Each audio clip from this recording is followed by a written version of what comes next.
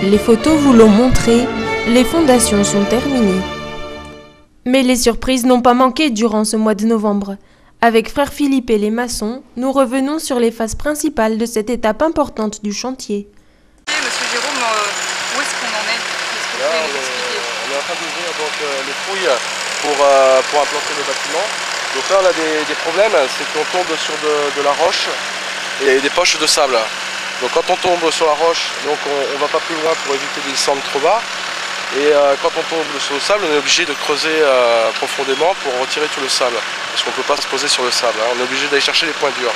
Donc c'est pour ça qu'on a des endroits où on est profond et d'autres pas. Voilà, le terrain est très, très compliqué ici, hein. Voilà. À quoi est-ce que c'est dû que le terrain justement soit si difficile? Est-ce qu'il y a une histoire dans ce terrain? Je pense, oui. Je pense qu'il y avait peut-être la mer avant ici. Frère Philippe, pour sa part, nous livre une autre explication. Très probablement, les anciens du village disent qu'avant il y avait une carrière ici, parce qu'il y a pour exploiter de la roche et aussi du sable. Mais du coup après, là où ils ont extrait la roche et le sable, il y a des endroits où ils ont mis du remblai pour boucher les trous. Et c'est ce qui cause les difficultés des fondations pour le terrain. Il faut reposer sur du dur, mais le dur c'est très inégal. Il y a des endroits c'est très haut, là où il y a de la roche qu'ils ont pas enlevé. Là où ils l'ont extrait, où ils ont enlevé le sable, du coup il faut aller le chercher. Donc c'est ce qui fait des fondations en dents de scie. Et le plus haut, le plus profond, ça donne quoi comme dénivellation? Vous avez une idée? Je sais pas, là où je crois que ça descend à 2,20 m à peu près. Le plus profond, 2,20 m ou peut-être un peu plus. Ça veut dire qu'on aura un monastère bien solide bien... Ah oui, justement, oui, c'est pour ça, il y aura beaucoup de béton, mais pour égaliser justement toutes ces trous, toutes ces bosses. C'est ce qu'ils appellent, je crois, les maçons, le béton de propreté ou gros béton, pour bien égaliser. D'ailleurs, quand vous voyez, c'est très liquide pour que ça s'étale bien. Et après, c'est là-dessus qu'ils vont pouvoir couler le béton avec le ferraillage.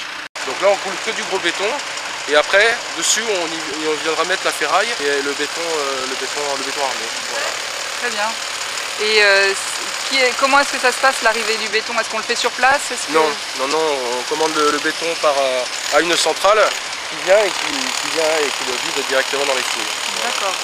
Tony, le chef de chantier, nous en dit un peu plus long sur ce ferraillage. Oui. C'est pour relier tout le bâtiment, que ça fait une structure et que c'est renforcer tout l'ensemble. C'est de manière que ça écarte pas. Si on ne met pas de ferraille, ça peut fissurer. C'est pour tenir le bâtiment ensemble, quoi. Voilà.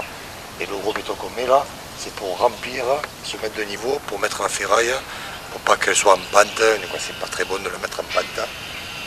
C'est un remplissage, voilà, pour rattraper le niveau. La ferraille, quand on met deux ferrailles contre, il faut relier. On met des barres de 50-50, ça fait une équerre. Et c'est pour relier les deux ensemble. Pour pas que si on les croise, c'est tout comme ça peut travailler. Que si c'est relié, c'est fait exprès, quoi. Voilà. C'est pour une reprise. Alors on va rattraper le niveau de la terre.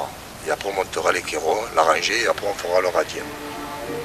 Et là on saura, on va dire, la plateforme, on verra la plateforme existante du monastère, comme ça, la forme.